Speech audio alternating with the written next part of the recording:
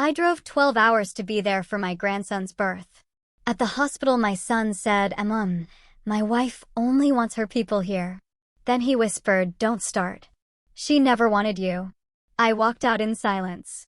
3 days later, the hospital rang, ma'am, you still owe $10,000 for delivery. I took a deep breath and said, my entire world collapsed the moment my son, Ryan, looked me in the eye and said, you're not in charge anymore. He was sitting there with my husband, David, my mother, Patricia, and my sister, Chloe. In that split second, I knew everything I thought I had was gone. The living room air was so heavy it felt like a physical weight pressing down on me. I just landed after 3 brutal days in Chicago, salvaging a deal David's arrogance had almost destroyed. All I wanted was my bed, a glass of wine, and to finally feel home. But the silence in our Highland Park estate was wrong. It wasn't peaceful, it was charged, a prelude to something terrible. I'd pulled the car into the driveway, exhausted, eyes burning. Usually, by 10 p.m., the house was quiet. David would be in his study, Ryan in his room. But the lights were on, blazing against the frosty lawn. Hello, I called out, my voice swallowed by the strange quiet. David? Ryan? I'm home. Ava, we're in the living room. My mother, Patricia, called back. My stomach clenched. Patricia lived 40 minutes away. Why was she here on a Tuesday night? A sudden panic gripped me. Had something happened to Chloe? Was someone sick? I rushed in, heart pounding, but it wasn't a medical emergency. It was a courtroom. They were all there, arranged on the designer leather sofa I'd picked out last Christmas. David, impeccably dressed, wouldn't meet my eyes. To his left, my mother, stiff and tight-lipped. To his right, Chloe, my younger sister. In the armchair, Ryan. No one was crying. No one looked sad. They looked resolute. What is going on? I whispered, my breath catching. Mom, sit down, Ryan said, standing up. He didn't come to hug me. He stood planted, like a security guard blocking a door. His eyes, usually so warm, were devoid of affection. You have to listen and not make a scene. A scene? My own son was scaring me. You have to accept a new reality, he continued, words sounding rehearsed. You're not in charge of this family anymore. I looked at David. David, why aren't you saying anything? He finally looked up, his handsome face, the public image of our company for years, twisted into a grimace of pity mixed with annoyance. It's over, Ava. The farce is finished. What farce? I felt like I was drowning on dry land. Aunt Chloe, Ryan said, pointing at my sister. She makes Dad happier now. Unlike you, she understands him. The world stopped spinning. I stared at Chloe, my little sister, whose rent I'd paid for 6 years, whom I'd hired when no one else would. She was sitting cross-legged, wearing a silk blouse suspiciously like one missing from my closet. Then I saw it, David's hand, resting casually, possessively, on Chloe's knee. We didn't want you to find out from a stranger, Patricia interjected, her voice not apologetic, but lecturing. We wanted to do this as a family. Ava, you have to be realistic. You've been married to your job for years. David is a man with needs. He needs a wife who is present, not a partner who sleeps with her laptop. Mom, I whispered, the betrayal cutting deeper than any knife. You knew? You approved of this. I'm supporting happiness, Patricia said, chin raised defiantly. Chloe and David share a connection. They love each other, Ava. It wasn't something they planned. It just happened. You can't punish them for falling in love. I looked at Chloe. She offered a small, triumphant smile, then tucked a strand of hair behind her ear. On her finger, sparkling, was a diamond ring. Not a new ring. It was my antique Art Deco diamond, the one David had given me for our 20th anniversary. The one that mysteriously disappeared from my jewelry box 6 months ago. I'd turned the house upside down, crying for days. David had told me I was careless. That's my ring, I said, my voice trembling with a pure rage that felt hot in my throat. It looks better on her, David said with a shrug. It was a waste on you. You never wear jewelry anyway. We want you to move out, Ryan said, breaking the silence again. Dad is keeping the house. I'm staying here. It's better if you leave. You create too much tension. My son, my baby, whose college tuition I paid by working 80 hours a week, was throwing me out of the house I'd built. Are you choosing this? I asked Ryan, tears finally stinging my eyes. Are you choosing the woman who sleeps with your father behind my back? That's your aunt, Ryan. She's not just my aunt anymore, Ryan spat out. She's the only one who actually listens to me. You just throw money at me and tell me to study. Dad and Chloe? They treat me like an adult. I looked at the four of them. My husband, my sister, my mother, my son. The four pillars of my life, and every one of them was rotten. They weren't just breaking my heart, they were dismantling my existence with a cruelty that took my breath away. I felt a wave of nausea, but I swallowed it down. I wouldn't give them the satisfaction of seeing me collapse. I wouldn't scream. I wouldn't beg. I straightened my back. I looked at David, boring my eyes into his until he winced and looked away. You think you've won? I said, my voice quiet but deadly firm. You think you can rewrite history just because you're bored and selfish? Don't make a scene, Ava, Chloe said, her voice clawingly sweet. Let's be mature about this divorce. Divorce? I let out a short, dry laugh. Oh, you have no idea what's coming. Don't threaten us, David snapped, regaining his arrogance. I've already spoken to Attorney Thompson. You're out. The prenuptial agreement? The company bylaws? I have it all covered. Get out that door, Ava. If you stay, I'll have security remove you from my property. Your property? I looked around the room. I chose every tile in this house. I paid for every brick. And now you're trespassing, Ryan said. That was it. The final break. I looked at my son one last time, memorizing the face of the stranger he had become. All right, I said. I turned. I didn't take my coat off the rack. I didn't pick up my keys from the bowl. I had my spare set in my pocket. I walked toward the door. Where are you going? Patricia shouted, a sudden anxiety in her voice. Ava, we need to discuss the settlement.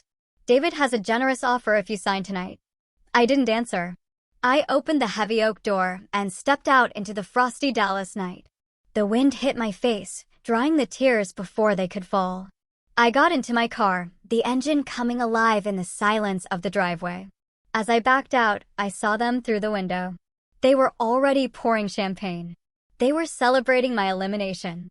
I drove into the darkness, my hands gripping the steering wheel so tightly my knuckles turned white.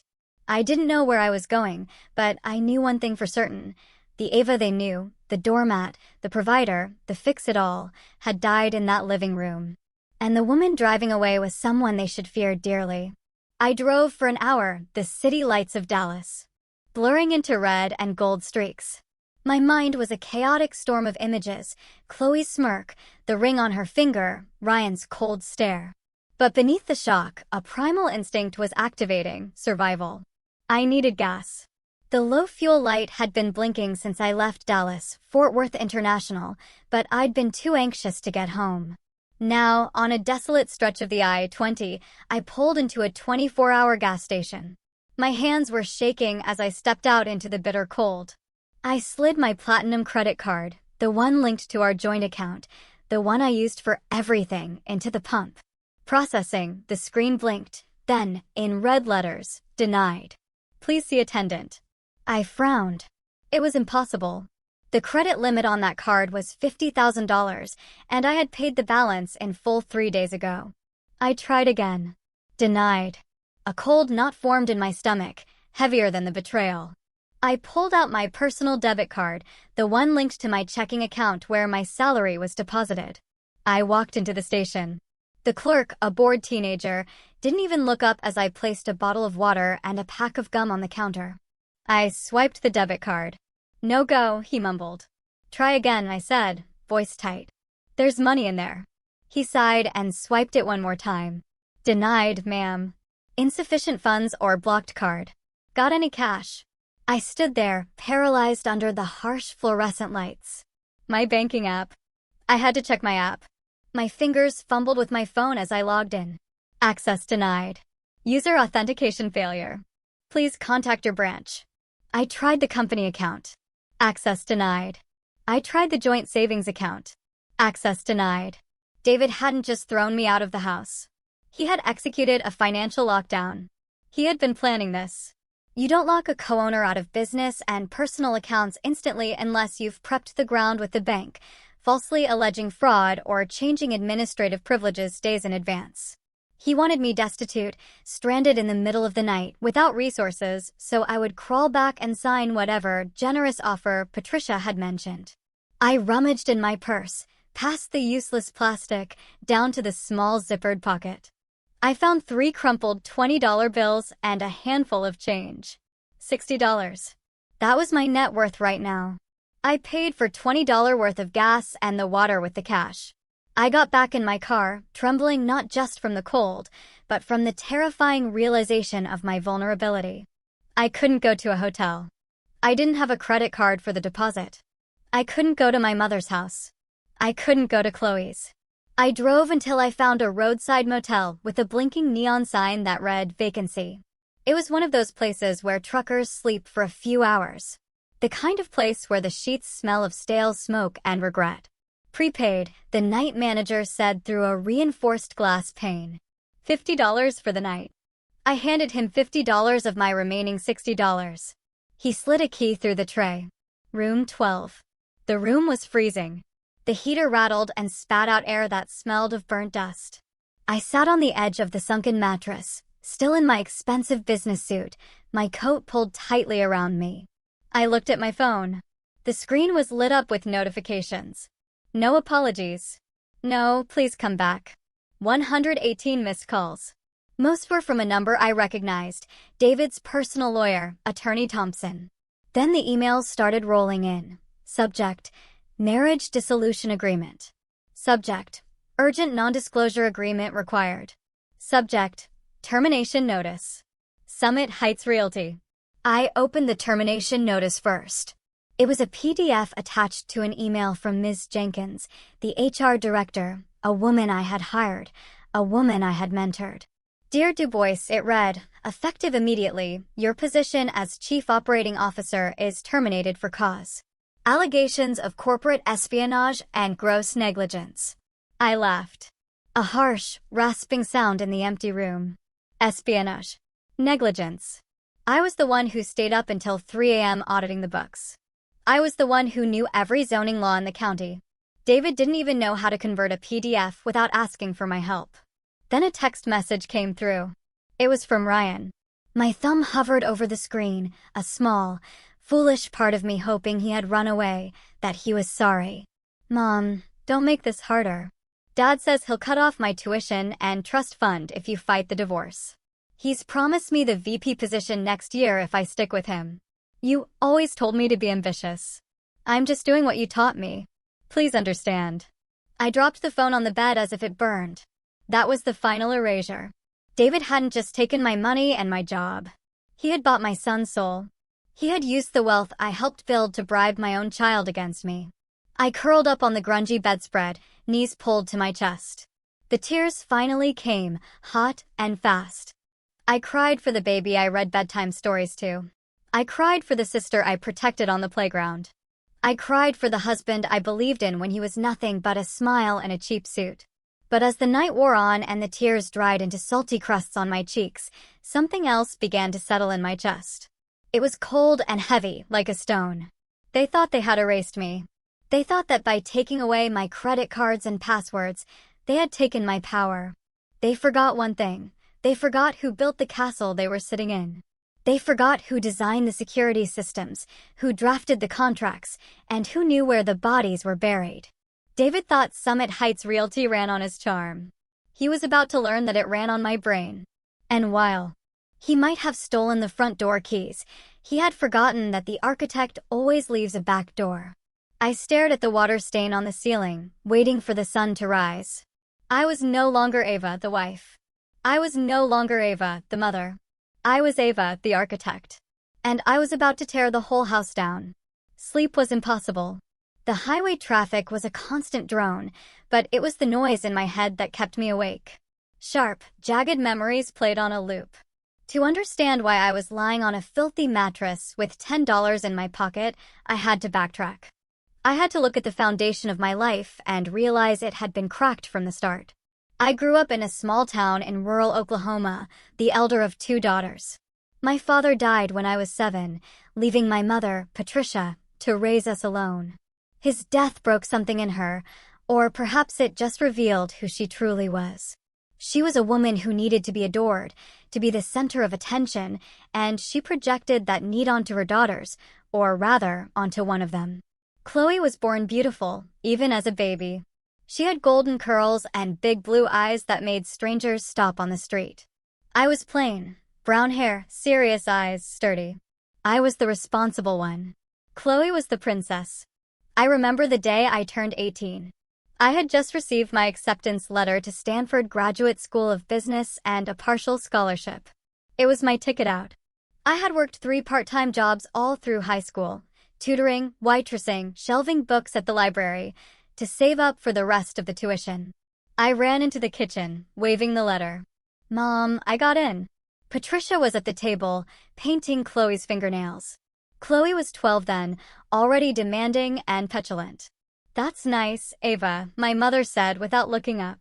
"But keep your voice down. Chloe has a headache." "But Mom, it's Stanford. It's a business degree." Patricia sighed, finally looking at me. Her eyes weren't filled with pride, they were calculating. "Ava, honey, we need to talk about that money you've saved. My college fund. Well, Chloe has been discovered. There's a modeling contest in San Diego next month. It could be her big break. But the fees, the travel, the portfolio shots, it's expensive." My heart sank. "Mom, that's my tuition money. I earned it." "How selfish you are, Ava," Chloe intervened, blowing on her wet nails. "You don't want me to be famous." "I'll buy you a car when I'm rich," Ava, my mother said, her voice taking on that tone, the one that mixed guilt with a command. "You're the strong one. You're smart. You can always find a way. You can work another year, go to night classes." "But Chloe, she's delicate. This is her dream." "You wouldn't want to crush your sister's dream, would you? Family sacrifices for each other." I gave them the money. Of course I did. I had been conditioned for 18 years to believe that my value lay solely in what I could provide for them. I was the workhorse, the mule, the fixer. Chloe was the golden child, the star, the one who deserved to shine. Chloe went to San Diego. She wasn't hired. She spent the money on clothes and theme parks. I spent the next year working double shifts at a restaurant to earn the money back. I started college a year late, exhausted but determined. That dynamic never changed. It just evolved. When I graduated at the top of my class, my mother didn't come to the ceremony because Chloe had severe anxiety over a 2-week breakup. I walked across the stage alone. When I got my first big promotion, my mother said, "That's great, honey. Hey, can you loan Chloe $2,000? Her landlord is being awful." I paid Chloe's rent. I paid for her car repairs.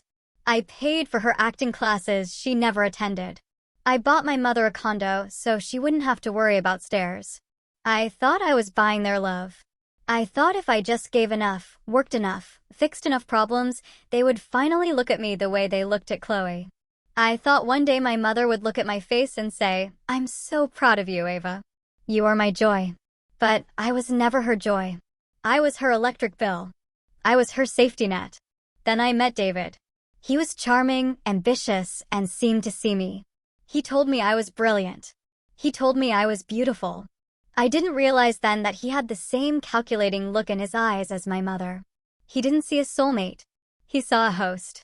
He saw a woman trained to give everything and ask for nothing in return. He fit perfectly into the empty space in my heart that my mother and sister had hollowed out. I married him thinking I was building a new family, a better family. Lying in the dark motel room, the revelation hit me with the force of a physical blow. I hadn't escaped my family dynamic by marrying David. I had recreated it. David was the golden child, demanding adoration and resources. I was still the workhorse, toiling in the shadows to keep the lights on. And Chloe? Chloe was just the inevitable conclusion. The two parasites in my life had finally found each other. "You're the strong one, Ava." My mother's voice echoed in my memory. Well, she was right about one thing. I was strong. Strong enough to carry them for 40 years. And now, God help them, I was strong enough to let go. I sat up on the bed, the metal springs squeaking. I wasn't going to cry anymore.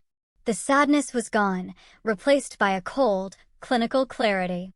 They wanted delicate Chloe. They wanted dreamer David. Fine. They could have each other, but they couldn't have my money. They couldn't have my company.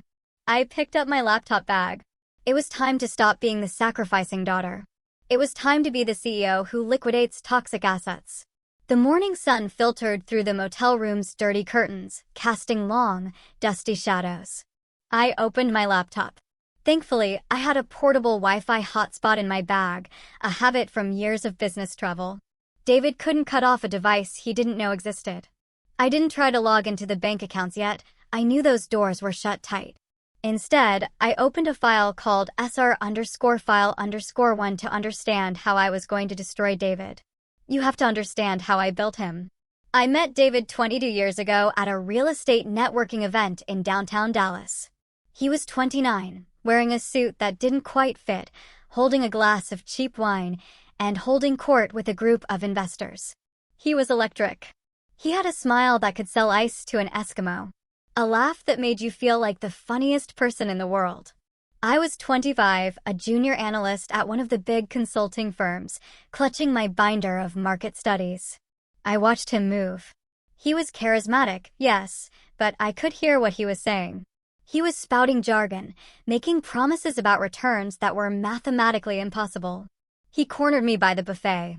"Looks like you're analyzing the structural integrity of the shrimp skewers," he quipped.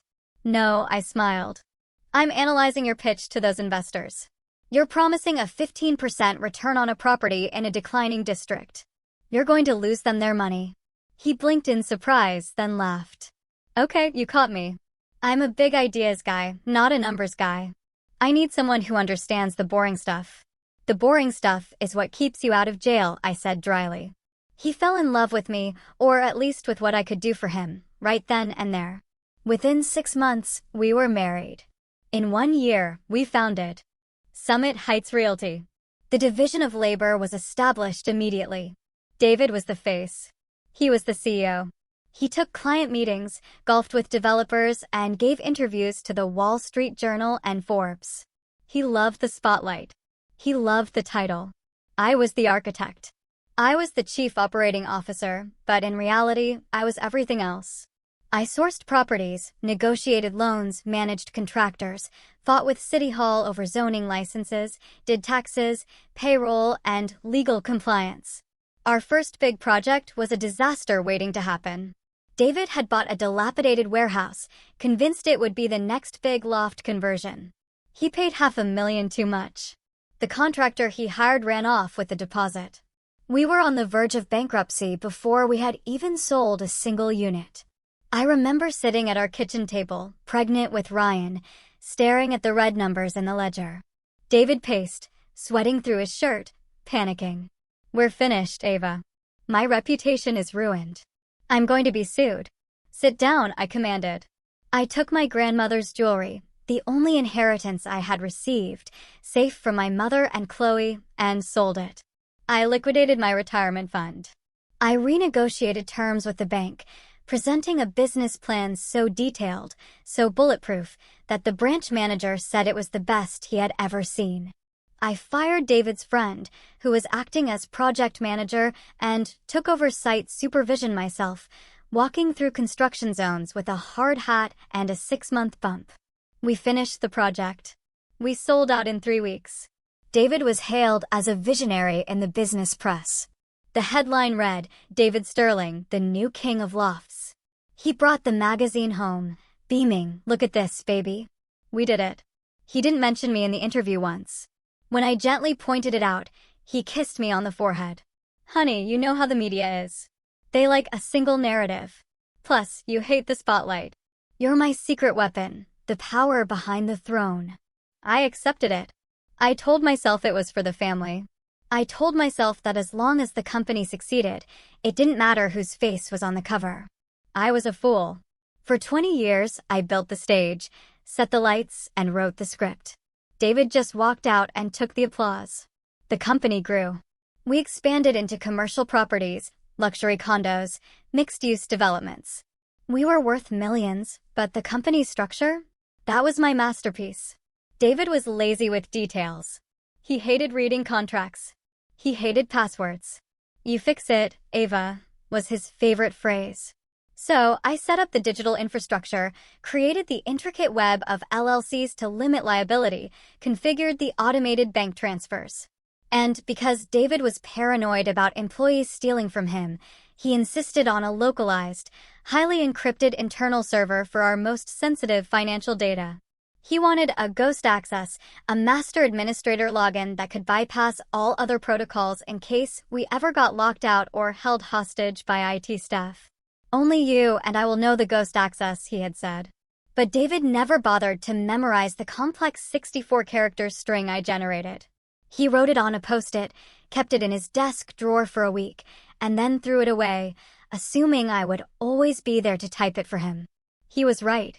I was always there until yesterday. Now, sitting in the motel, I looked at the login screen for the private Summit Heights server.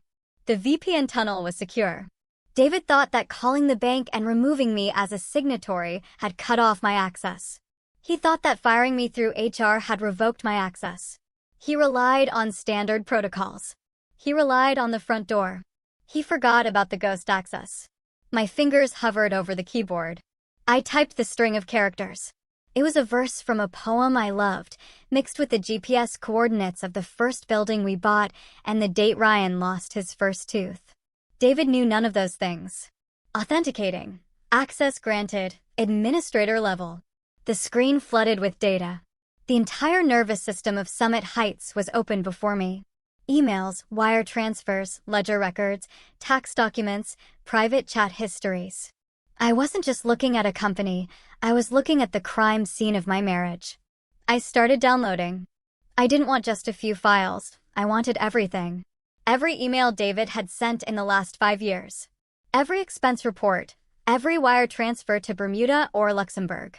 And that's when I saw it, a folder labeled Project C. It wasn't a construction project. The C stood for Chloe. I opened the folder and the blood ran cold in my veins. This wasn't just an affair. This was large-scale embezzlement. Dates, amounts, receipts. January 12th, transfer of $50,000 to Du Bois Consulting, LLC. February 14th, $12,000 at Tiffany & Company. March 1st, $4,500 for monthly rent of a luxury suite at the St. Regis. He had been keeping Chloe as a concubine with company money for 3 years. But it went even deeper. I saw transfers to a phantom company I didn't recognize, Orion Holdings Group. The signatory for Orion wasn't David. It was Chloe. And the assets being transferred into Orion weren't just cash, they were deeds. David was slowly transferring the titles of our most valuable unencumbered properties into a company owned by my sister. He was gutting Summit Heights, preparing to leave me with the empty shell while he and Chloe walked away with the assets. I felt sick. This wasn't just replacing me as a wife, this was grand larceny. But as I scrolled through the documents, a cold smile touched my lips. David was an actor, not an architect. He didn't understand the paperwork he was signing. In his arrogance and Chloe's greed, they had made mistakes, amateur, sloppy mistakes. They had forged my signature on the deed transfers. I could see it in the PDFs, a clumsy digital copy of my signature from a different document. And in Orion Holdings Group's operating agreement, Chloe had listed her permanent address. It was my address. The house I paid for. I had them. I had them dead to rights. But I couldn't strike yet. If I went to the police now, David would claim it was an administrative error. He would pay a fine and bury me in litigation for years. He had the money for expensive lawyers. I had $10. I didn't need to let them hang themselves. I needed them to feel safe. I needed them to think I was defeated, ruined, and hiding in a hole. I closed the laptop. I had the blueprints for their destruction. Now I just needed to build the trap. The digital evidence of Project C burned in my mind, forcing me to recall exactly how Chloe had infiltrated my sanctuary. It began 5 years ago, a time when Summit Heights Realty was booming and my guard was down. Chloe had just gone through her 3rd divorce. Her ex-husband, Kevin, a decent mechanic, left her because she refused to work and spent his salary on designer bags she couldn't afford. She showed up on my doorstep with 2 suitcases and a tearful story that would have won an Oscar. "He was mistreating me, Ava," she cried, throwing herself into my arms. I later learned mistreatment meant he had cut off her credit card. "I have nowhere to go. Mom said you would help me." Patricia called me 10 minutes later. "Ava, you have that big house with all those empty guest rooms.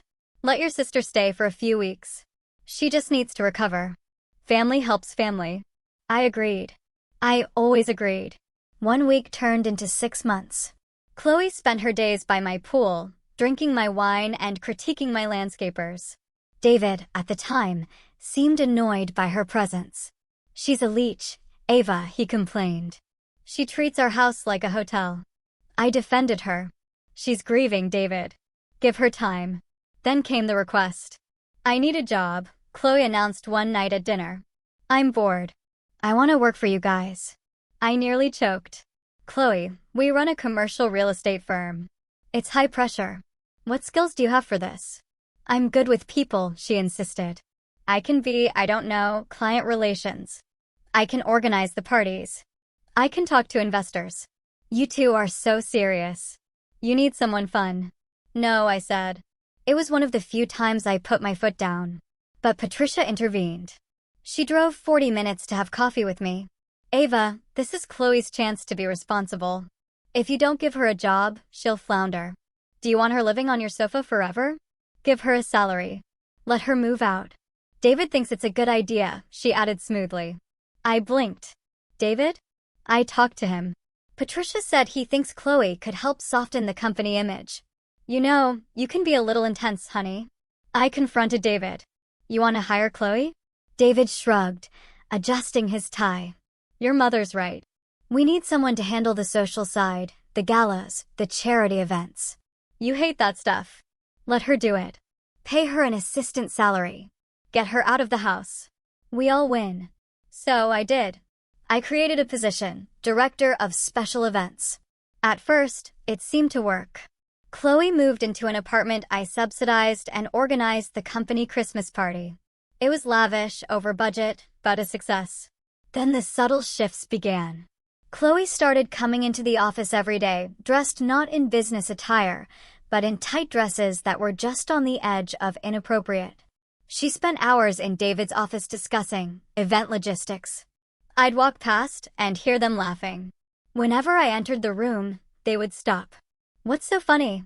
I'd ask, feeling a prickle of unease. "Just a joke about a client," Chloe would say, smiling that saccharine smile. "You wouldn't get it, Ava.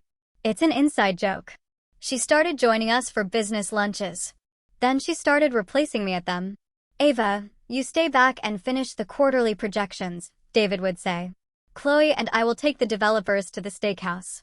You know you hate small talk." And I did hate small talk. I loved the work.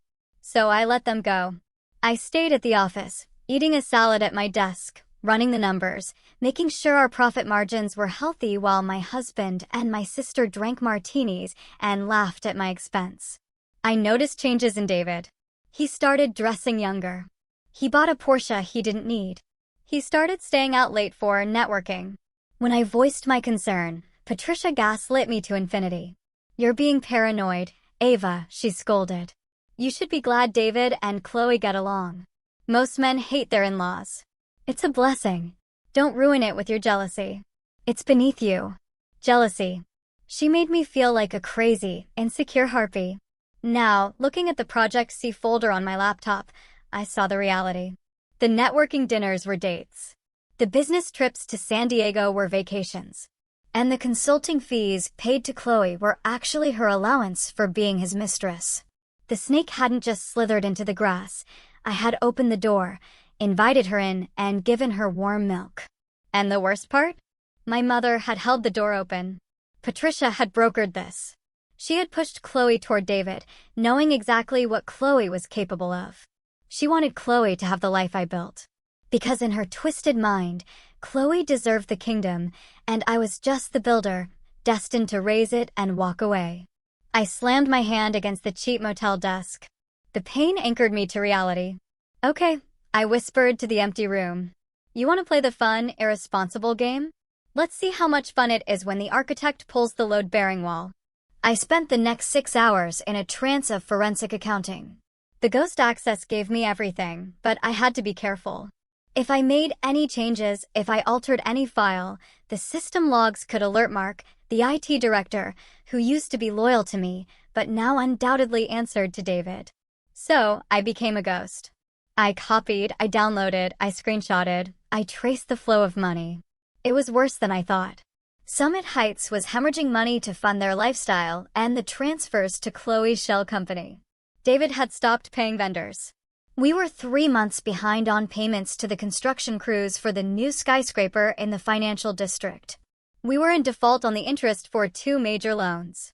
David was robbing Peter to pay Chloe. My company, my life's work, was a house of cards. If the creditors found out, we would be insolvent in 30 days. But then I found something that made me sit bolt upright. It was an email chain between David and a private investigator called Thompson Investigations. The date was 2 years ago. Subject, surveillance. Target A, Du Bois. David, I need dirt. Whatever it is, infidelity, substance abuse, mental instability. I need grounds to void the prenuptial. Thompson, Mr. Sterling, we followed her for 6 months. She goes to work. She goes to the grocery store.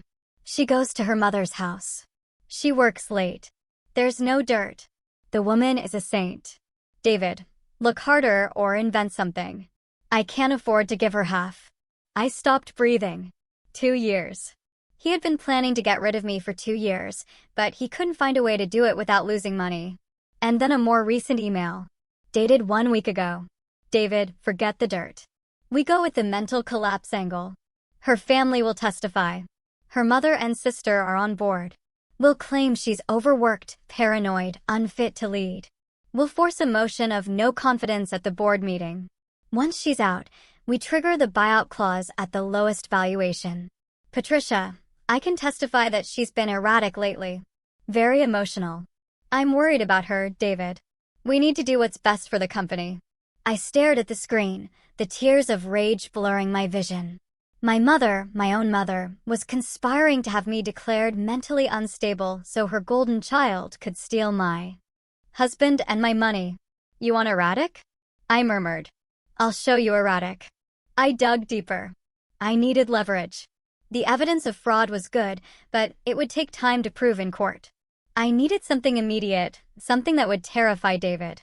I found it in the tax filings.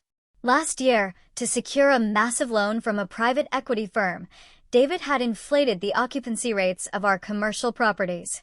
He had forged lease agreements. He had physically falsified the signatures of tenants who didn't exist. This wasn't just civil fraud, this was bank fraud. This was a federal felony with prison time. And the loan documents were signed by David Sterling, CEO. My signature wasn't on them. I had been out of town for my aunt's funeral that week, a funeral Chloe skipped, and David had said he would handle the paperwork. He had signed his own death warrant and didn't even know it. I copied the loan documents. I copied the fake leases. I built a dossier that was a nuclear bomb. I looked at the clock. It was 2 p.m. I had been working nonstop for 12 hours. I was starving. I hadn't washed, and I was running on adrenaline. I needed a burner phone. I couldn't use my cell. They were probably tracking it or pulling the records. I walked to a convenience store across the street, buying a cheap prepaid phone with cash. Back in the room, I sat on the bed and looked at the new phone. Who could I call? My friends? Most were shared couple friends with David. They would probably side with charming David or remain neutral. My family? Obviously not. My employees? Too risky. I needed someone powerful, someone who hated David, someone with the resources to wage a war. One man popped into my head, Mr. Harrison. Mr. Harrison was a billionaire real estate magnate in Dallas. Old money ruthless, but principled. 3 years ago, David had beaten Mr. Harrison for a prime land acquisition in the waterfront district development. David had won by bribing Councilman Evans to rezone the land, a move I had fiercely opposed, but which David did behind my back. Mr. Harrison had suspected foul play. He had publicly called David a cheap-suited climber. David had laughed it off, but Mr. Harrison never forgot. If I went to Mr. Harrison with proof of David's fraud, specifically the fraud that had cost Mr. Harrison that deal, it was a long shot. Mr. Harrison might just laugh at me. He might turn me away. But he was the only person in Dallas with enough power to shield me from David's legal team. I dialed the number for Harrison Enterprises. I knew it by heart. I had looked it up enough times when we were rivals. Harrison Enterprises, Office of the Chairman. A crisp voice answered. I need to speak to Mr. Harrison immediately. Mr. Harrison is in meetings. May I ask what this is regarding? Tell him it's Ava Du Bois, I said. Tell him I know how David Sterling got the Waterfront District acquisition rezoned. And tell him I have the emails. There was a pause. 1 moment, please. 30 seconds later, a deep, gravelly voice was on the line. Mrs. Du Bois, to what do I owe the pleasure? Did your husband send you to gloat?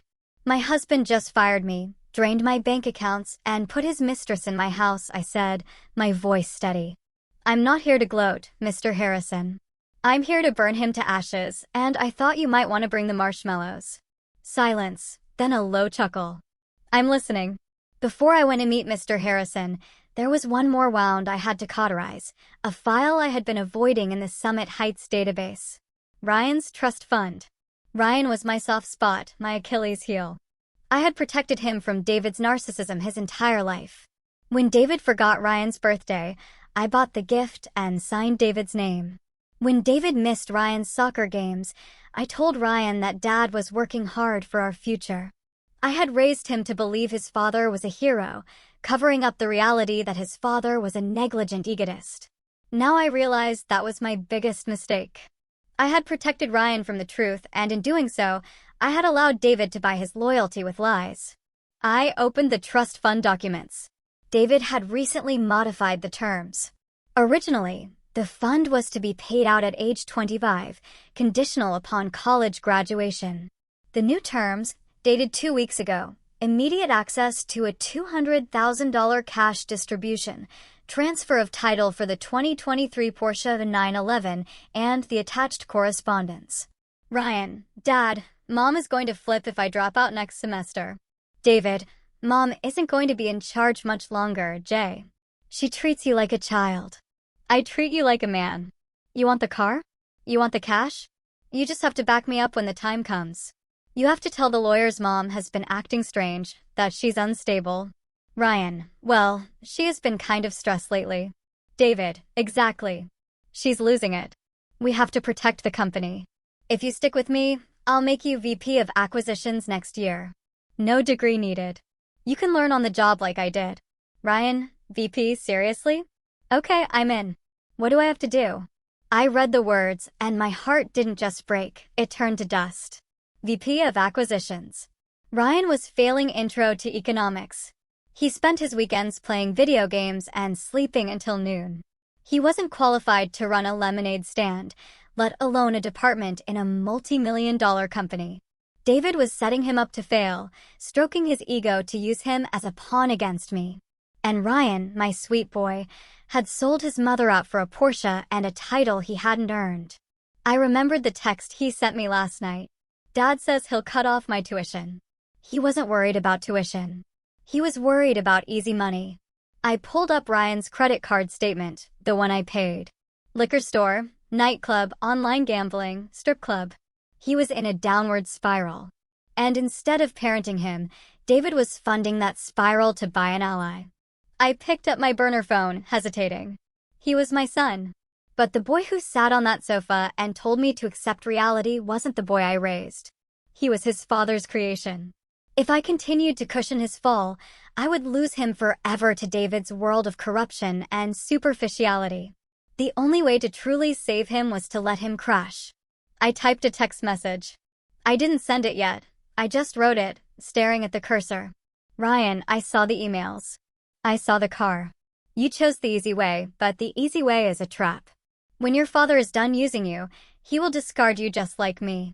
I love you enough to let you learn this the hard way. Good luck, Mr. Vice President. I saved the draft. I dried my eyes. I navigated to the payroll system. I removed Ryan from the intern payroll he had been on for 3 years despite never stepping foot in the office. I couldn't touch the trust fund. David controlled it now. But I could touch the health insurance. Ryan was on my policy, the policy I paid for personally. Remove dependent, Ryan Sterling. Reason: no longer a full-time student. It was petty. It was small. But it was the first time in 21 years I hadn't fixed something for him. My phone vibrated. It was the address for the meeting with Mr. Harrison, the Oakwood Club Library Lounge, in 1 hour. Come alone. I closed the laptop, went to the bathroom, and splashed cold water on my face. I tried to fix my hair. My suit was wrinkled, but I shook it out. I applied a layer of lipstick, my armor. I looked in the mirror. The woman looking back looked tired. Yes, but she looked dangerous. She looked like a mother who had lost her cubs and had nothing left to lose. You want instability, David? I told my reflection. I'm going to show you an earthquake. I walked into the Oakwood Club in the same wrinkled suit I had fled my house in, carrying a laptop bag that contained enough evidence to send my husband to a federal correctional institution. The doorman eyed me skeptically. This place smelled of old money, old grudges, and mahogany, a world Mr. Harrison ruled. I found him in the library lounge, sitting in a leather armchair reading the Financial Times. He was 65, silver-haired, with eyes like polished flint. He didn't stand when I approached. "Mrs. Du Bois," Mr. Harrison said, folding his newspaper. "You look terrible." "I feel terrible," I admitted, sinking into the chair opposite him. "But my brain is working perfectly. You mentioned the waterfront district deal. You said you had proof." Mr. Harrison cut to the chase. I opened my laptop. I didn't waste time on pleasantries. I pulled up the dossier I had compiled in the motel room. I turned the screen toward him. 3 years ago, David beat you for the waterfront district lot. You suspected he bribed Councilman Evans. You were right. Mr. Harrison leaned forward, his eyes narrowing. "Here's the wire transfer," I said, pointing at the screen. $50,000 to a shell company called Evans Management. And here are the emails between David and Evans discussing the expedited rezoning fee. David was sloppy. He used his personal email for initial contact. Mr. Harrison scrutinized the documents. His expression didn't change, but the air around him seemed to grow colder. "Why are you showing me this now? You were the CEO. You benefited from this deal." "I didn't know," I said, my voice steady. "David kept a parallel set of books. I found it last night after he threw me out of my house, froze my accounts, and put my sister in my bed." Mr. Harrison looked up, a flicker of surprise crossing his face. "His sister. And my mother is cheering them on," I added, a bitter laugh escaping my lips. "It's a full-on family reunion, and I'm the only one not invited." I took a breath. "Mr. Harrison, I didn't come here to gossip. I came here to make a deal. David is trying to destroy me. He has forged my signature on fraudulent loans. He is embezzling company funds. He's going to leave Summit Heights a smoking crater. Do you want me to save it?" Mr. Harrison raised an eyebrow.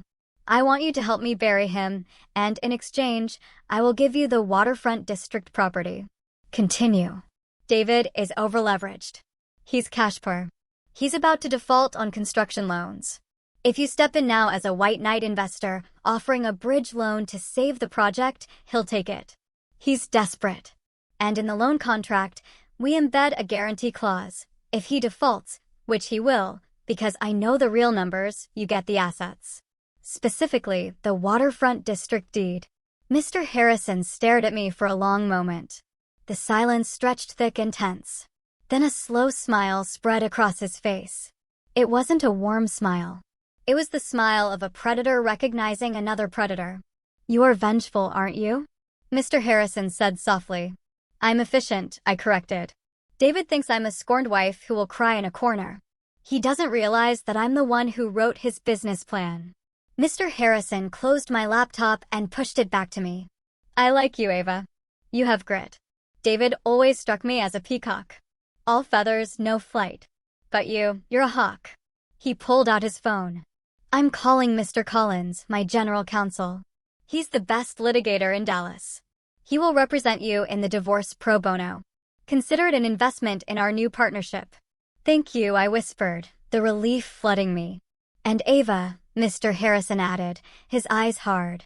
Don't disappoint me. If we do this, we destroy him completely. No mercy. No taking him back when he cries. He won't be crying, I said, thinking of David's smirk when he took my ring. He'll be screaming. Mr. Harrison nodded. Good. Now, let's get you a hotel room that doesn't charge by the hour. You can't plan a war if you haven't slept. That night, I slept in a suite at the St. Regis Dallas, paid for by Harrison Enterprises. I took a long bath, scrubbing the motel grime from my skin. As I lay between the clean, cool sheets, I felt a deep shift inside me. For 20 years, I had been the fixer. I had smoothed over David's mistakes, cleaned up his messes, made him look good. I had been the invisible glue holding everything together. Now, I was going to be the solvent. I was going to dissolve everything he thought he owned. I picked up my burner phone and sent Mr. Harrison a one-word text, ready. 3 days later, the trap was set. Mr. Collins, a terrifyingly calm man, had drafted the divorce settlement. It was a masterpiece of legal misdirection. On the surface, it looked like a complete surrender. The proposal: David keeps the family home. David keeps full ownership of Summit Heights. Ava receives a one-time lump sum of $500,000, a fraction of what I was due. Ava waives all claim to future alimony. It looked like I was giving up. It looked like I was broken, desperate for cash, and just wanted to run. David would love it. It fed his ego perfectly. But buried deep in the 60-page document, in Section 14, subsection C, paragraph 4, was the poison pill clause. In the event that either party to this agreement is found to have engaged in undisclosed criminal activity, fraud, or embezzlement during the marriage, or is convicted of a felony within 24 months of signing, this agreement in its entirety shall be null and void. In such event, all assets, including 100% of company stock and real property, shall revert to the non-offending party as punitive damages. David never read the fine print. He paid lawyers to do that. But his lawyer, Attorney Thompson, was lazy. I knew because I used to pay his invoices. Thompson would skim the contracts, look for the big numbers, the settlement, the alimony. He wouldn't look for a specific reversion clause buried in generic liability text. I met David and his lawyer at Thompson's office. I wore no makeup. I wore an old sweater. I kept my head down, staring at the floor. I needed to sell the image of the defeated woman. David strode in like he owned the world.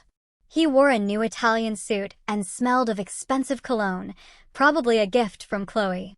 Well, look who crawled out of her hole, David sneered as he sat down. I hope you're ready to sign, Ava. Chloe and I have wedding invitations to order. Just give me the check, I said in a trembling voice. I just want to leave, David. I can't fight you anymore. David laughed, looking at Thompson. See? I told you she'd surrender. She has no stomach for this. Thompson slid the papers across the table. Standard agreement, Ava. You walk away with $500,000 and a clean slate. Just sign here, here, and here. I picked up the pen. My hand was shaking, partly acting, partly pure adrenaline. What about Ryan? I asked softly. Ryan is staying with me, David said, leaning back in his chair. He's my vice president now. We're going to build an empire together without your constant nagging. I felt a sharp pang in my chest, but I swallowed it. Okay, take care of him. Sign the damn papers, Ava. I signed my name on the line that seemingly stripped me of 20 years of hard work. Then David signed. He did it with a flourish. Done, Thompson said, closing the folder. The check will be wired to your account tomorrow. David stood up and buttoned his jacket. He gave me a smirk that sent chills down my spine. You know, Ava, you should thank me. You were always too uptight for this life. Go live on a farm or something. Find yourself a nice librarian. Goodbye, David, I whispered. As I walked toward the elevator, I heard David laughing with Thompson. That was easier than I thought. She didn't even ask for the beach house. The elevator doors closed, cutting off his laughter. I leaned against the metal wall and let out a long, slow breath. I had signed. The poison pill was active. Now all I had to do was prove the fraud, and I already had the evidence. I just needed the right stage to present it. And what better stage than the wedding? David and Chloe had announced the date. It was in 3 weeks. A rushed wedding, they called it. They wanted to be legitimized before the spring gala season. 3 weeks. That was my timeline. I stepped out of the building and into Mr. Harrison's chauffeured car. Did he sign? Mr. Harrison asked from the back seat. He signed, I said, a genuine smile finally breaking through. He thinks he bought my silence for $500,000. He just signed over his entire life. Mr. Harrison poured me a glass of sparkling water. To the architect. To the demolition, I replied. The next 3 weeks were an exercise in masochism. I had to remain invisible while David and Chloe paraded their victory all over Dallas. I rented a small, discreet apartment in the North End using my maiden name. I spent my days with Mr. Harrison's forensic accountants, building the case. We were turning the raw data I had stolen into a legal sledgehammer. Every night, I tortured myself by checking social media. Chloe's Instagram was a slew of luxury. A photo of a new convertible Mercedes. My future hubby spoils me. #blessed or new beginnings. A photo of my dining room redecorated with tacky gold wallpaper. Out with the old, in with the glam. Finally making this house a home. That hurt. Watching her erase my touch from the home I built. But the most painful posts came from my mother. Patricia posted a picture of the 3 of them, David, Chloe, and herself, toasting with champagne flutes at a tasting menu dinner. The caption, finally, a family that knows how to enjoy life. So proud of my beautiful daughter, Chloe, and my wonderful son-in-law, David. True love. She had sold her eldest daughter out for a seat at a fancy table. And Ryan. Ryan was silent on social media, but I saw the credit card alerts on the secondary accounts I still monitored, the ones David hadn't found yet. The Nobleman's Liquor, $400. Capitol Nightclub, $10,000. Bail bonds, $500. My son was in a freefall. David wasn't raising him. He was indulging him. I wanted to rush in and save him, but Mr. Harrison stopped me. You can't save someone who doesn't want to be saved, Ava, Mr. Harrison told me softly. He chose his side. Let him see what that side truly looks like when the lights go out. I knew he was right, but it felt like cutting off a limb. Meanwhile, the company was rotting from the inside. My spies, Olivia in accounting and Daniel in project management, gave me daily updates. David hasn't been in the office past 2 p.m. in weeks, Olivia wrote. He's letting Chloe plan the company's rebrand. She wants to change the logo to pink and gold. Pink and gold, Ava, for a commercial real estate firm. Contractors are threatening to walk off the Highland site, Daniel reported. David said the check is in the mail. It's not. He used the construction money to pay for the wedding venue. Let it burn, I told them. Just document everything. Save the email where he tells you to delay payments. The wedding was going to be at the St. Regis in the Grand Ballroom. It was the most expensive venue in the city. Chloe had invited 300 people, investors, politicians, local celebrities. They wanted to cement their status as Dallas's new power couple. They wanted an audience. Good, I thought, looking at the invitation Olivia had secured for me. You want a spectacle? I'll give you a spectacle. 2 days before the wedding, I got one last piece of leverage. It came from an unexpected source. My phone rang. Unknown number. Hello? Ava? It's Kevin. Kevin, Chloe's ex-husband, the mechanic she had bled dry. Kevin, I said, surprised. How are you? I'm okay. Look, I heard what happened. What they did to you. It's disgusting. I got something, Kevin said, lowering his voice. When Chloe left me, she left a box of papers in the garage. I was going to burn them, but I looked through them last night. Ava, she has credit cards in your name from 3 years ago. What? She opened them when she was staying with you. She intercepted the mail. She maxed them out and then hid the statements. But I found the collection agency letters. And I found a letter from David. From David. Yeah, he paid one of the cards off. The letter says, I covered this one, but you have to be more careful. If Ava sees this on her credit report, we're both dead. Stick to the plan. 2 more years and we take it all. 2 more years. The timeline fit perfectly. David had been conspiring with my sister to steal my identity and my money while I was feeding her and giving her a job. Kevin, I said, my voice trembling. Can you bring me that box? I'm on my way, he said. When Kevin handed me that box, I felt the last lock click into place. This wasn't just fraud. It was a predatory conspiracy, calculated and evil. I looked at the handwritten letter from David. 2 more years and we take it all. I locked the letter in my safe. Thank you, Kevin. Give him hell, Ava, he said with a grim smile. Oh, I plan to, I replied. I plan to give them the whole damned hell. The day before the wedding, I did something dangerous. I went to see Ryan. I knew I shouldn't. Mr. Harrison advised against it, but I was a mother first and a vengeful ex-wife second. I needed to give him one last chance to get off the sinking ship. I waited outside his new penthouse, the one David bought with company funds. At 11 a.m., Ryan stumbled out, looking hungover. He wore designer sunglasses and a sweatshirt that cost more than my first car. Ryan, I called. He jumped, spinning around. When he saw me, his face hardened. Mom, what are you doing here? Are you stalking me now? I'm not stalking you. I'm trying to save you. I don't need saving, he spat, walking toward his Porsche. I'm doing great. Dad just put me in charge of the Southern Region portfolio.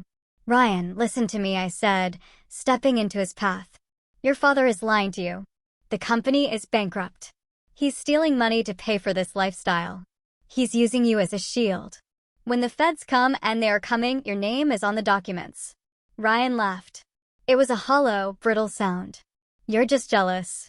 You're jealous because Dad is winning and you're a nobody. You're living in some slum, aren't you? Dad told me. I'm living in reality, I said, my voice urgent. Ryan, please. Don't go to the wedding tomorrow. Just say you're sick.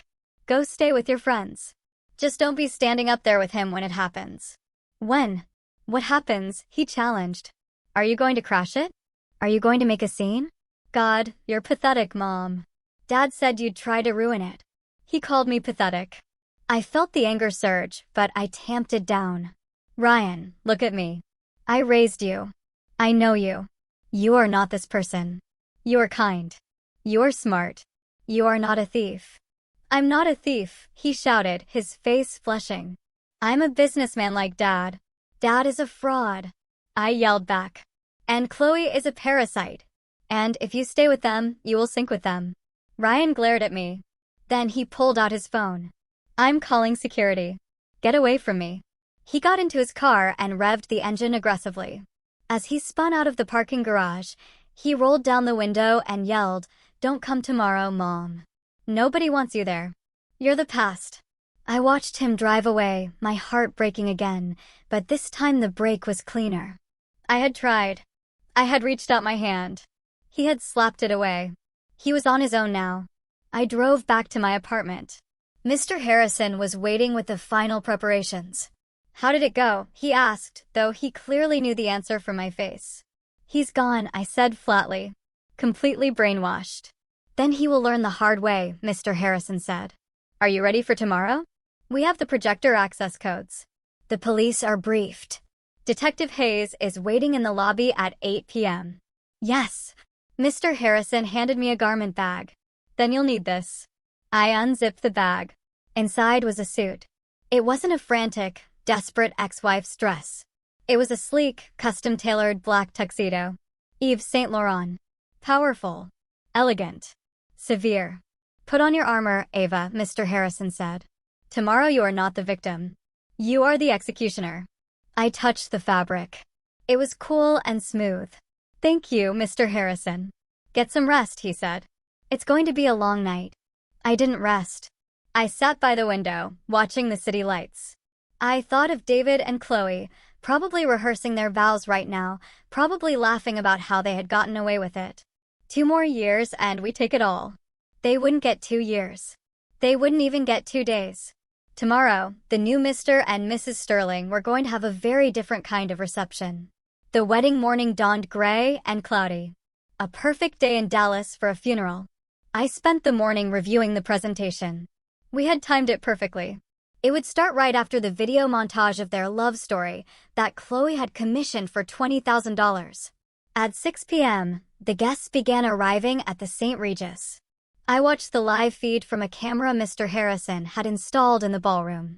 He had an ownership stake in the hotel. Gaining access was trivial. It was nauseatingly opulent.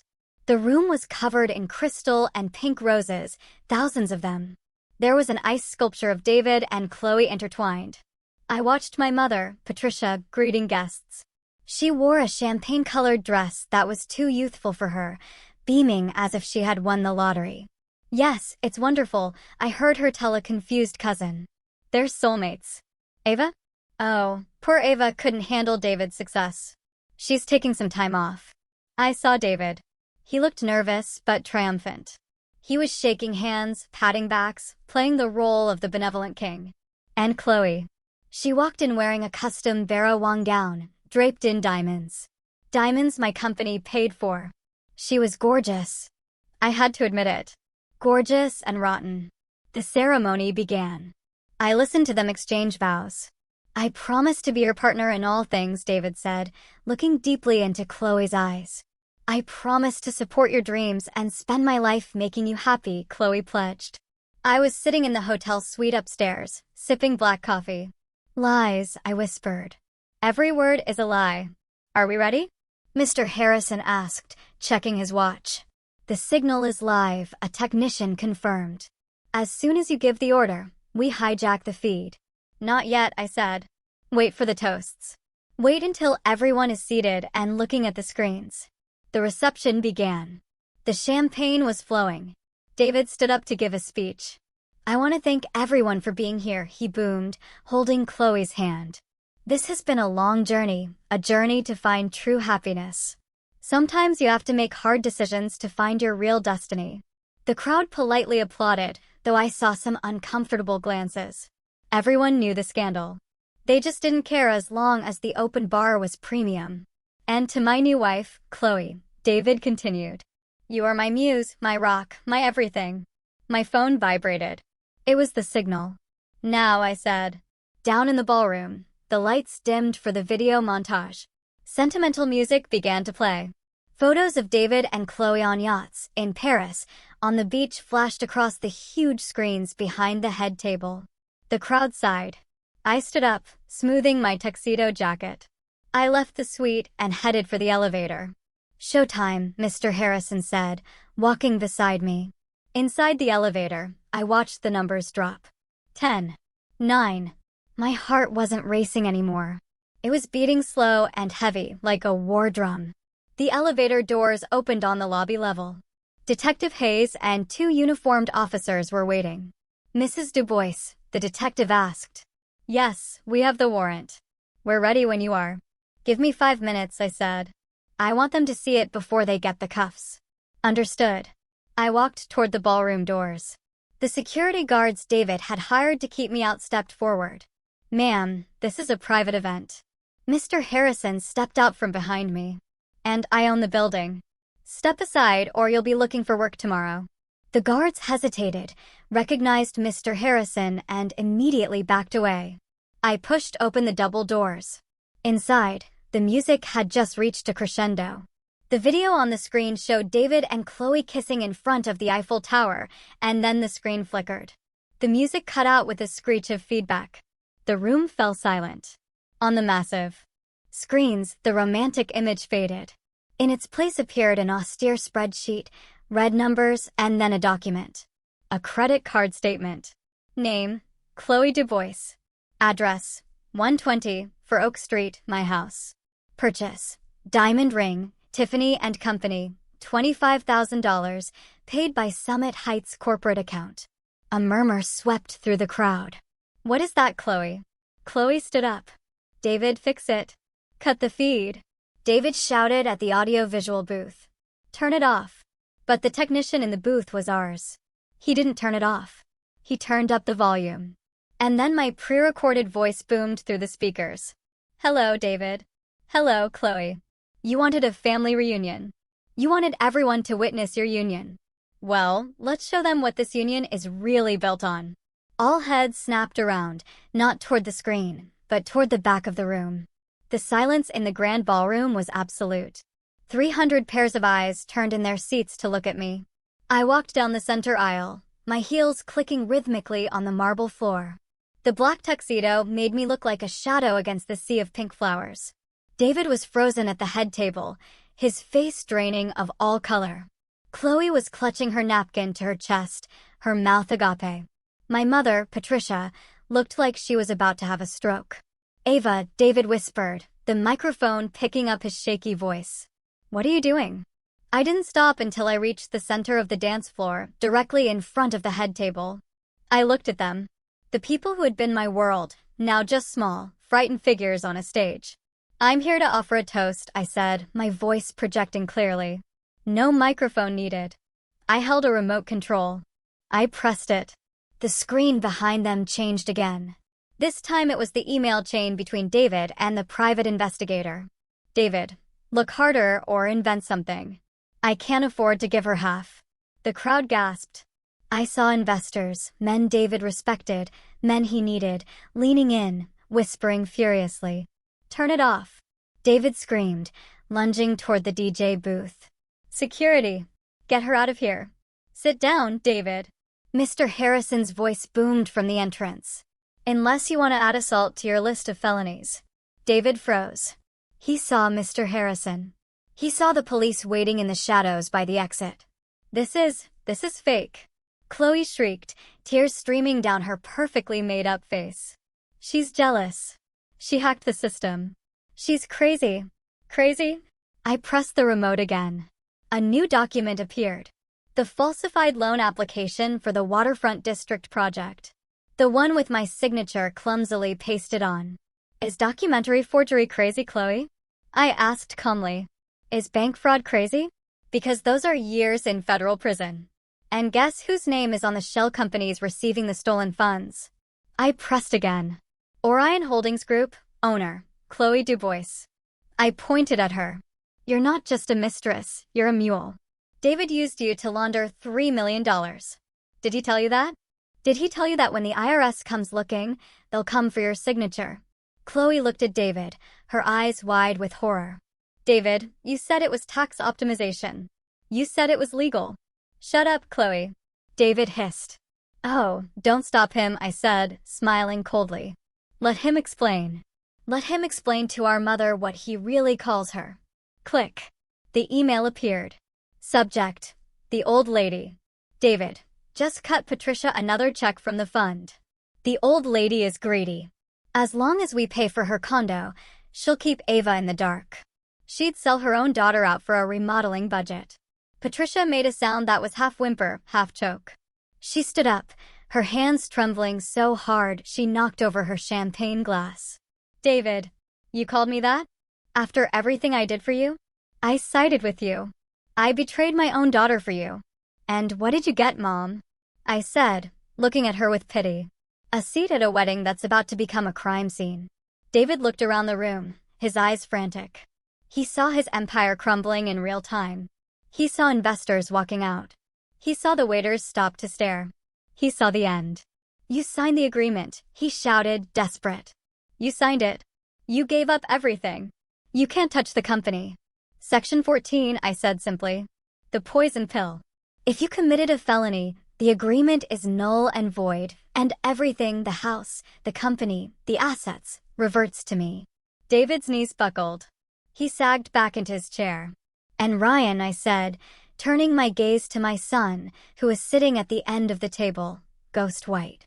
Ryan looked at me terrified. He looked at the screen, which was now displaying his own text messages. "VP, seriously? Okay, I'm in." "You wanted to be a businessman, Ryan," I said softly. "Well, here's your first lesson. Vet your partners carefully." I pressed the remote one last time. A video played. It was surveillance footage from the company parking garage. It showed David arguing with Chloe 2 days before. David, on video, "Once we get the Harrison money, we dump the kid. Ryan is dead weight. We leave him with a tax debt and move to Dubai. He's too stupid to realize." The ballroom went silent. Ryan slowly stood up. He looked at his father. The hero worship in his eyes was gone, replaced by a devastating comprehension. Dad, Ryan whispered. You were going to abandon me? Jay, no, I was stressed. It's out of context. David stammered. You called me stupid, Ryan said, his voice cracking. You said I was dead weight. Wait, Ryan, sit down. David ordered, trying to regain control. Don't listen to her. Ryan didn't sit. He picked up his glass of champagne and threw it into David's face. I hate you. Ryan screamed. I hate you. Chaos erupted. Patricia sobbed. Chloe hyperventilated. David wiped the champagne from his face, looking like a drowned rat. I lowered the remote. The presentation was over. I nodded to Detective Hayes. The police walked into the room. The guests parted like the Red Sea. David Sterling, the detective, announced. You are under arrest for bank fraud, embezzlement, and documentary forgery. Chloe Dubois. You are under arrest for conspiracy and money laundering. No. Chloe shrieked as the officer grabbed her wrists. I didn't know. I'm just his fiancé. He made me do it. Tell it to the judge, the officer said, snapping the handcuffs shut. David didn't yell. He just stared at me as he was being cuffed. He locked eyes with me. You ruined everything, he spat. You bitter, vengeful witch. I walked closer to him. I stood so close I could smell his fear. I didn't ruin anything, David, I said, quiet as a frozen lake. I just turned on the lights, and you're just a cockroach that got caught. They dragged him away. The wedding guests stood in stunned silence. The only sound was Patricia's weeping. I looked at the head table one last time. The cake was untouched. The flowers were perfect. The illusion was destroyed. I turned to Mr. Harrison. I think I'm finished here. Brilliant, Mr. Harrison said, offering me his arm. Absolutely brilliant. As we walked out, I didn't look back at my crying mother or my devastated son. Not yet. They had made their bed. Tonight, they had to sleep in it. The days following the wedding were a media circus. The Dallas Morning News ran the story on the front page. I do not. Real estate mogul arrested at the altar. I didn't give interviews. I let the evidence speak for itself. I went back to my house 3 days later. The police had cleared it as a crime scene. It felt strange to walk back into the rooms I had designed. Chloe's things were everywhere. Tacky clothes, cheap magazines, half-empty wine bottles. I hired a cleaning crew. Throw out everything, I told them. Everything that isn't mine. Burn the sheets. Change the mattresses. I wanted to scrub her DNA from my life. David was denied bail. The judge deemed him a flight risk due to the video-recorded Dubai plan. He was in the Federal Correctional Institution in Louisiana, trading his Italian suits for an orange jumpsuit. Chloe made bail, paid by my mother, who had liquidated her retirement savings to get her baby out. But Chloe wasn't free. She was facing 5 to 10 years. Her face was all over the internet as the jail-bound gold digger. A week later, my mother came to see me. She looked 10 years older. Her hair was messy. Her eyes were red. She stood on my porch, trembling. Ava, her voice shook. Patricia, I said, blocking the door. Don't call me Mom. Can I come in? It's freezing. You can say what you have to say from there. She shivered. Ava, please be reasonable. Chloe is terrified. She's just a girl. She didn't know what she was doing. David manipulated her. Chloe is 40 years old, I said coldly. She knew she was sleeping with my husband. She knew she was spending my money. She signed the papers. She's your sister. Patricia wailed, her grief turning into the familiar family venom. You can't let her go to prison. You have to drop the charges. Tell the prosecutor it was a misunderstanding. It wasn't a misunderstanding. It was a felony. If you do this, Patricia hissed, you're no daughter of mine. You're destroying this family. I laughed. It was a light, free sound. Patricia, you destroyed this family 20 years ago when you decided Chloe was the princess and I was the servant. You haven't come to apologize. You've come to ask me to fix it again. You want me to be the scapegoat one last time so Chloe can walk free. She's delicate. She's a felon and you're an accomplice. I saw the checks David wrote you. Consulting fees. You accepted money to help them manipulate me. Patricia paled. I'm not filing charges against you, Patricia, I said. Not because I love you, but because I don't want the shame of seeing my mother's mugshot. But you're dead to me. Don't call me. Don't come here. If you need money, ask Chloe. I paused. Oh wait. She's broke. I closed the door in her face. I watched on the security camera as she stayed there, banging on the door, screaming my name. Then her shoulders slumped. She walked away. It hurt. Of course, it hurt, but it was the pain of pulling out a splinter. Sharp, then relief. Then there was Ryan. He hadn't called. He hadn't come over. I knew he was crashing on a friend's sofa because the authorities had confiscated the penthouse and the Porsche. I waited. I knew he had to come to me on his own terms.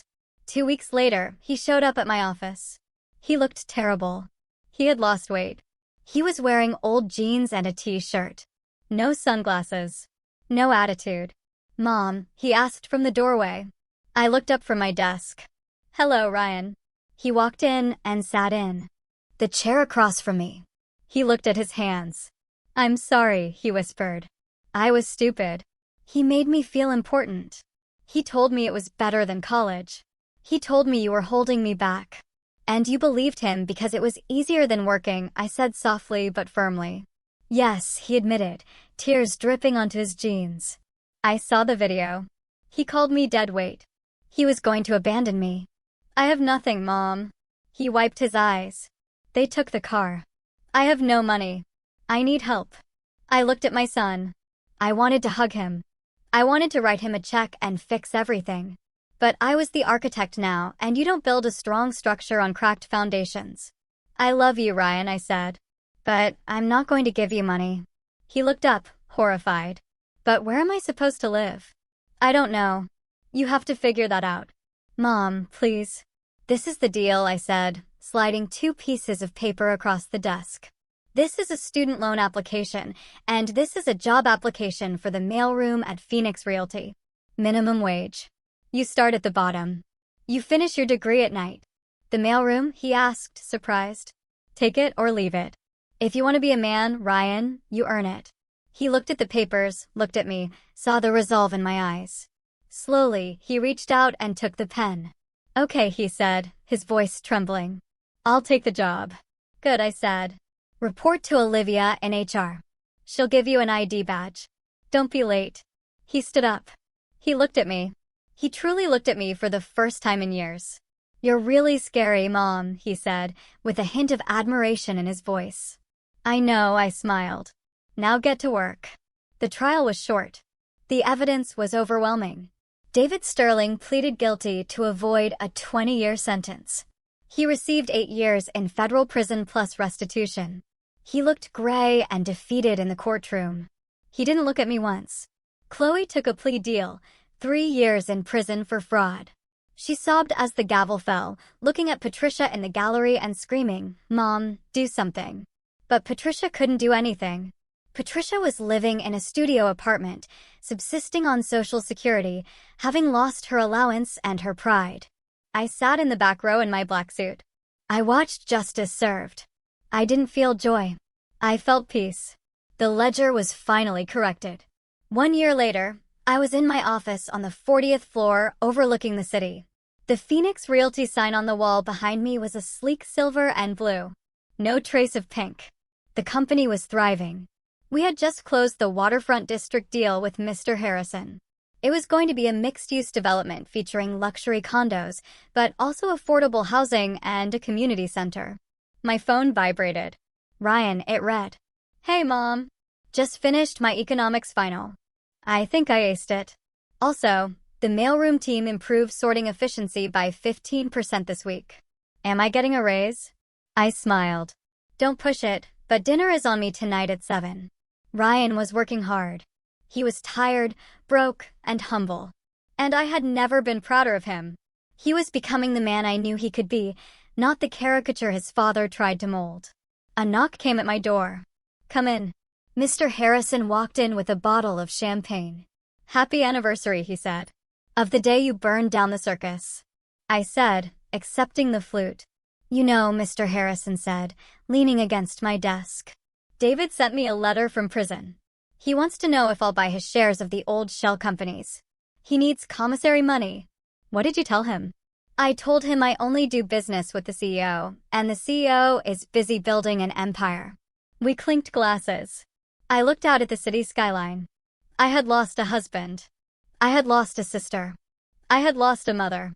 But I had found myself. I was no longer the scapegoat.